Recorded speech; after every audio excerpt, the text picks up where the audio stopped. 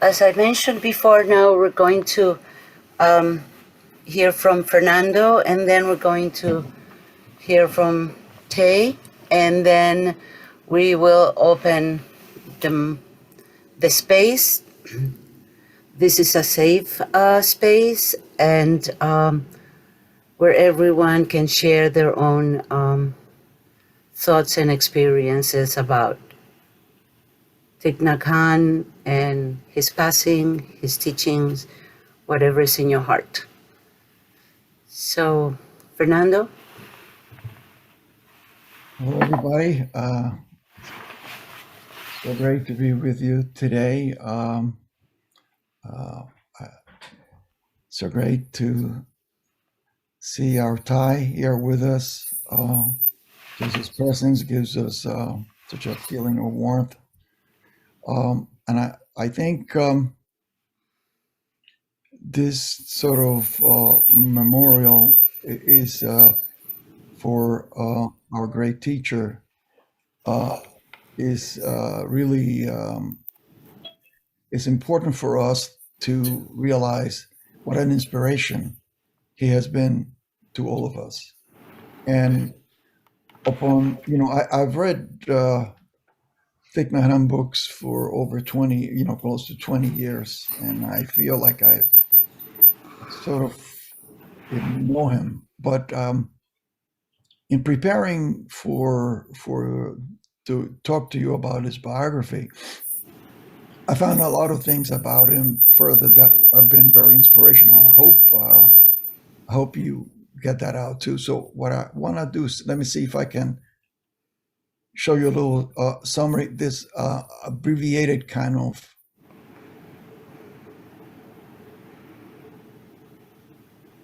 biography, and just bear with me. I think some of it. I want to start out by apologizing to Ty and John for my mispronouncing of Vietnamese names. Um, because I try, but it's not there yet. But Thich Nhat Hanh was born in 1926, as you can see, in a town Hue, which is in like central Vietnam. He has three older brothers and one older sister and one younger brother. His name is really Nguyen Xuan Bao. Um, that's his birth name. He lived, so it was a large family. His father was an officer in the land reform under the French. They were there for a while, then moved up a little north when his father was reassigned. But from the young age, he had this. I guess a lot of young men at that time looked at being a monastic as something um, to admire, and a lot of them were wanted to become monks. I know Thich Nhat Hanh was very much influenced by one of his brothers, who really wanted to be a monk. And from like age 10 on, he was really thinking of going in that path. He recalls a strong mystical or spiritual experience he underwent while hiking around age 9, 10, in which he drank water from a spring and he felt this deep, profound satisfaction, which was not only a physical satisfaction, but a somewhat of a spiritual satisfaction. And he thinks that as his first spiritual experience. And because of this, by the time he was 16, he wanted to become a monastic, and he joined a temple, a 2U temple, and where he was a novice. By age 19, he already received the precept. He studied at a local Buddhist academy that had a little bit of conservative views, and even at that age, he already was bucking establishment a little bit, and he was not satisfied with some of their views. Um, he proceeded to go to Saigon, which is to the south, Saigon, and to the Saigon University because he wanted to study science, and there he began his career began, and he really began his career as a poet. He wrote a bunch of poetry books at that young age, but he's already doing things that were different. He was his quote is being one of the first 6 months to ever ride a bike in Saigon. He was involved in writing for a magazine, and you can see there the name of the magazine. And he wrote to the Buddhist Academy in Hawaii and trying and proposed some reforms. Now, by the age he was 25, while he was in Saigon, had his ordination, so he was 25 years old, and he entered at 16, so it's 9 years after he entered the monastery. Now, and that's where he got his name. His Dharma name is Nhat Hanh, which means Han means action, and Nhat is one. So from then on, he was known as Nhat Hanh. He graduated from Saigon University. He was well versed in French and Vietnamese literature, and decided at that time to go back to Hue. And while at this around this time, he already had this concept of finding a community that would practice together. And he established a small community called the Fragrant Palm Leaves at that time. And there were essentially,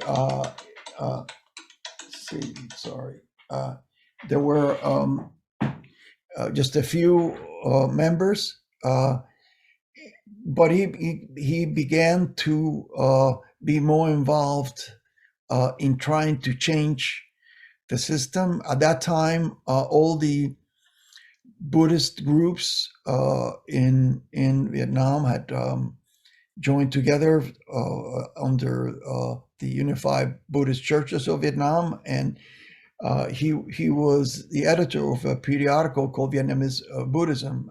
He wrote that he was involved there because he wanted to help renew Buddhism in my country, he said, to make it relevant to the needs of young people. So he saw that he's still a young man. He realized that the things that needed to be changed, and he tried to be involved in changing some of the views. Now, just to put into perspective, I wanted just to share a little what's going on in Vietnam during this time. So from 1940 to 1945, remember I was born 26. In 1940, 1945, Japan was out of Vietnam from 46 to 54. France came back, and there was a long-winded war called the First Indochina War with France. Eventually, France left, but it was Vietnam was left with a North and South Vietnam. And as you know, the North was communist, and the South Vietnam was anti-communist. So he's still he's still getting involved, and but then a time of his life came that I think began his a strong spiritual path. When he was 32 years old, the Vietnamese Buddhism periodical was not funded because the thinking was that the more conservative Buddhist leaders were not happy with what he was doing. At that time, his mother had passed, and he had become physically ill. He was hospitalized for a month. And he wrote that he really had a period of what he called a deep depression, and it was during this time that he found that his mindful breathing helped him tremendously, and he started using this as a way um, to relieve his suffering and to in teaching that to others.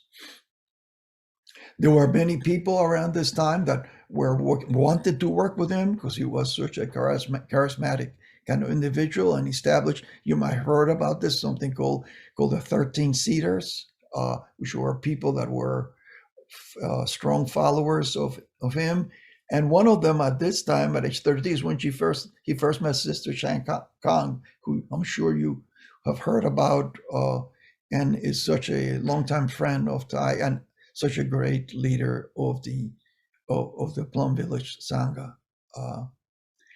At this time in his 30s, when he first learned English, and also traveled to Japan for the first time. And he's very always very much involved in trying to create peace in Vietnam, as the North and South was always fighting with each other. But then something happened that really began, I think, change his life, change his perspective. At age 35, he was offered a Fulbright scholarship to Princeton to study comparative religion. This was his first trip to the United States. And I'm going to quote you what many years later he said. He said, "I grew up in Vietnam. I became a monk in Vietnam. I learned and practiced Buddhism in Vietnam. And before coming to the West, I taught several generations of Buddhist students in Vietnam. But I can say now that it was in the West that I realized my path." So I think it's sort of interesting how things happen. But if it wasn't for the turmoil and things happened in Vietnam, maybe Thich Nhat Hanh would never have come to the West, and he would not have been able to find his true calling, his path.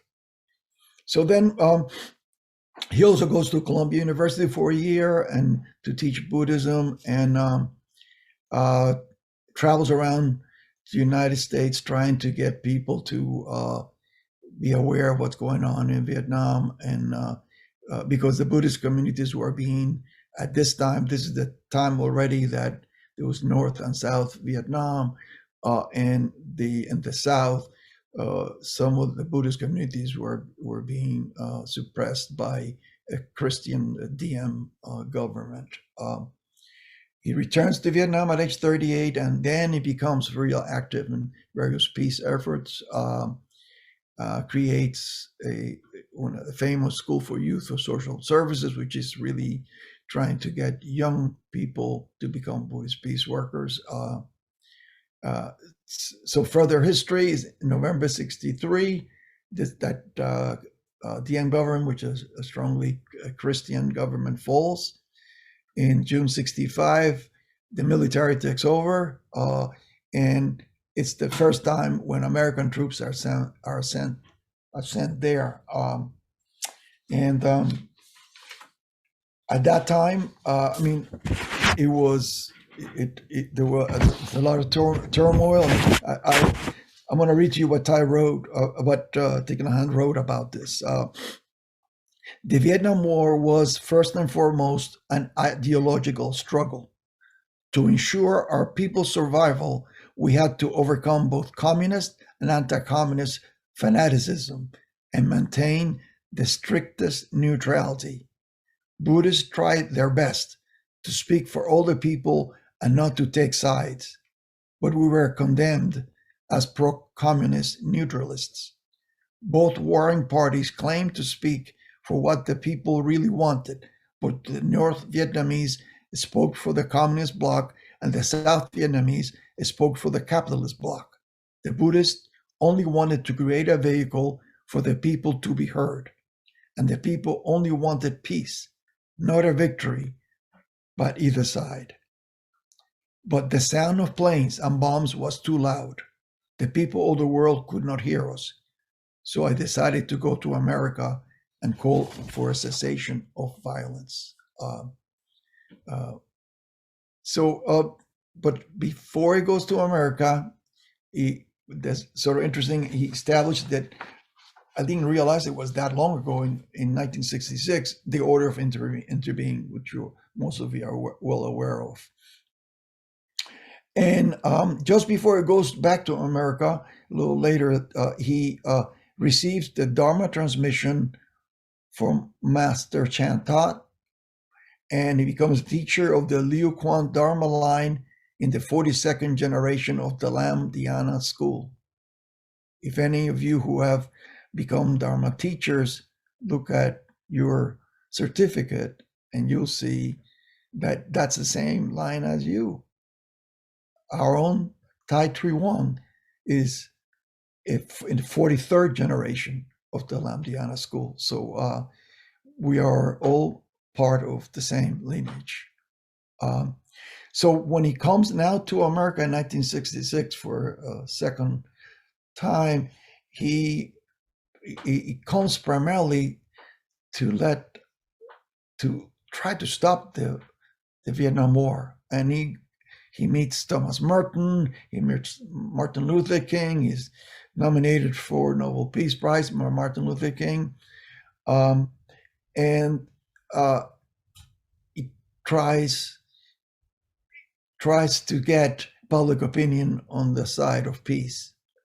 But as he said eloquently in the stuff, the paragraph I read, the North distrusted him, the South distrusted him, and so not surprising that he was barred from coming back to Vietnam. He therefore took an asylum in France, and I think the story from here on, a lot of you are pretty much, I think, acquainted with. But in France, just to clear up, to illuminate some other things that I wasn't aware of, and I really was happy to become acquainted with. He taught Buddhism at the University of Sorbonne in Paris, and he had an ability to go to the libraries there and read a lot of texts that about Buddhism. And since he spoke French and he was acquainted with Pali and Chinese, he began to discover certain things. And he found that this is when he first found out about Master Tang Hoi. I don't know if you remember that John taught us a few months ago about Tang Hoi, a Vietnamese Zen master that was teaching Zen in the 3rd century, 3 centuries before Bodhidharma. So Tai found that out, and that's how I think he wrote his book, in which he explained, he went over that. And so interesting, in France, he established a community in Paris, close to Paris, called the Sweet Potato Community, Les Patates Douces. And this is the time, at age 49, he writes The Miracle of Mindfulness, one of his greatest books. They're all great, but it's really special. And then 7 years later, they find a place in southwestern France where they call it Plum Village, because they planted 1,250 plum trees in that area, very fertile ground. And then he began to do a lot of things that have been at that time considered revolutionary, but we are in the West so thankful for his initiative. He revised. He began to ordain monastic disciples. He wrote a new liturgy in Vietnamese and then translated to English. He revised monastic vows. He wrote he rewrote the 5 mindfulness trainings. A lot of stuff you already know, but this is the period of time when he developed that. And after 39 years, finally in 2005, he was allowed to go back to Vietnam. Many of us remember that vividly when he went back. Then again, returned in 2 years later. Um, Now, during this time, he's become a celebrity. He's um, you've all heard about all his different the invitations to speak at various countries. I think when he came to the United States, he led a meditation for congressmen. He went to Google and led a meditation over there, and multiple other governments requested his presence. The Pope invited him also for some discussion of the religious renewal. But then at age 88, he had a stroke. And he was they thought he was going to die, but he did not. But he was left with inability to speak and really right-sided weakness, right-sided paralysis. And he went to this happened in France. He went to San Francisco for rehab, but eventually went back to Plum Village 2 years later. But by age 92, he wanted to go back to his root temple to spend his last days over there. And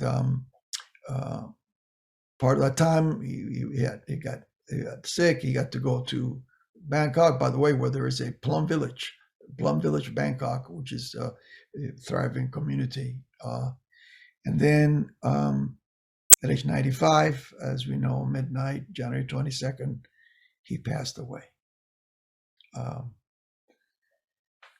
think, he has had such an impact on all of us. And I think what I wanted to end my presentation by just reading to you an open letter I wrote to Thich Nhat Hanh last week.